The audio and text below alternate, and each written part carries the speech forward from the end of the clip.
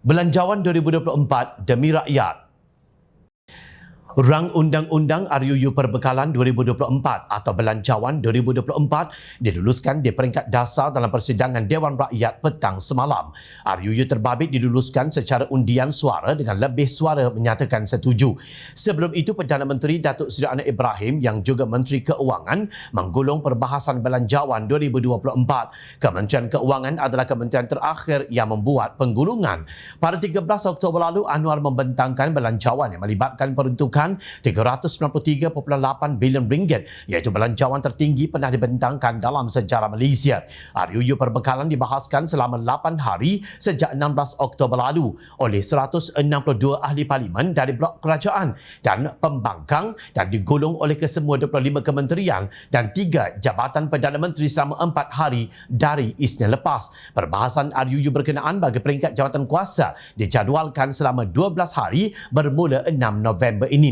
Pastinya yang menjadi tumpuan utama rakyat adalah berkenaan pengurangan subsidi atau lebih tepat disebut sebagai subsidi bersasar. Subsidi yang dikurangkan dalam Belanjawan 2024 tidak bermakna rakyat akan menghadapi kenaikan harga barang. Hal itu ditekankan oleh Perdana Menteri yang juga Menteri Keuangan dalam sesi penggulungan Belanjawan 2024. Menurut beliau, sekiranya harga barang naik disebabkan polisi subsidi bersasar yang mengenepikan warga asing serta golongan mahakaya, maka sumbangan tunai rahmah STR akan ditingkatkan.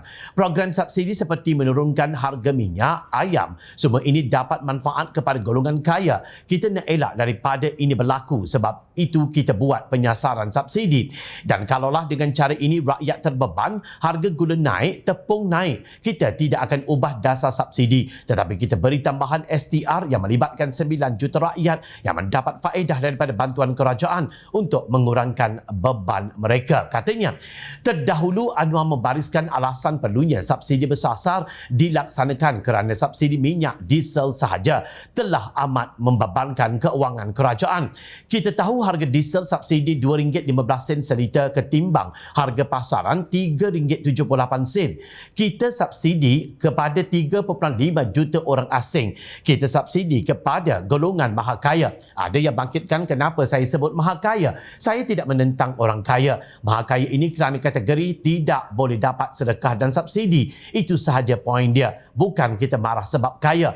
Kos untuk subsidi bahan api tahun ini RM81 bilion dan kita bayar kepada 3.5 juta orang asing juga mahakaya. Tetapi nelayan yang menerima subsidi diesel itu diteruskan. Juga kenderaan diesel dalam kategori pengangkutan awam termasuk van, bas sekolah itu kekal RM1.88 seliter, katanya.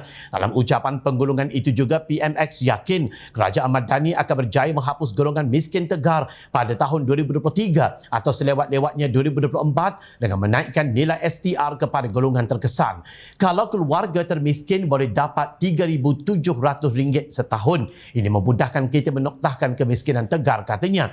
Belanjawan 2024 juga menyaksikan peruntukan tertinggi bagi Sabah dan Sarawak adalah bukti komitmen kerajaan untuk membela rakyat di negeri itu selaras dengan Perjanjian Malaysia 1963. Bagaimanapun, Perdana Menteri mengakui peruntukan masih belum mencukupi untuk pembangunan yang lebih mampan. Apakah ia boleh selesaikan semua masalah? Saya akui tidak boleh dan mengambil waktu. Justru saya pertahankan keperluan menambah peruntukan Sabah dan Sarawak sebab ada kesenjangan di antara Semenanjung dan Sabah Sarawak, tegas beliau.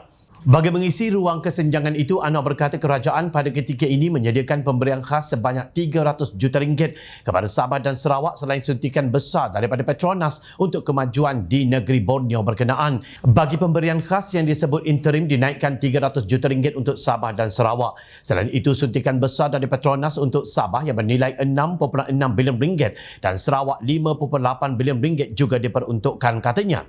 Terima kasih Kerajaan Perpaduan Madani yang telah memberi jaminan akan terus melindungi kesejahteraan rakyat dengan memastikan ekonomi kekal membangun melalui dasar-dasar yang telah dirancangkan. Semoga setiap usaha dalam memastikan ekonomi negara sentiasa berada di landasan yang tepat, termasuk tanggungjawab kerajaan mengurangkan defisit fiskal tanpa mengabaikan usaha melindungi kesejahteraan rakyat dan pembangunan ekonomi akan menjadi kenyataan. Selamat maju jaya Malaysia.